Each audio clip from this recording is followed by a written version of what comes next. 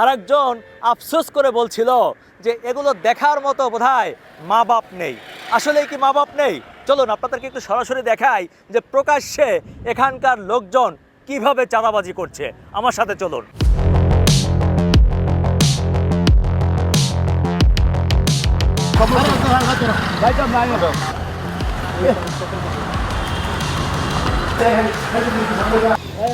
শোনাবা না কই কই গেল কই গেল কই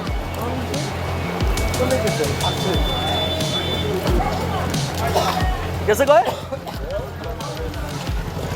শিবপুর পৌরসভা ইজারা প্রদানকৃত বাস, ট্রাক, ট্রলি অন্যান্য 30 টাকা করে নেওয়া হয়।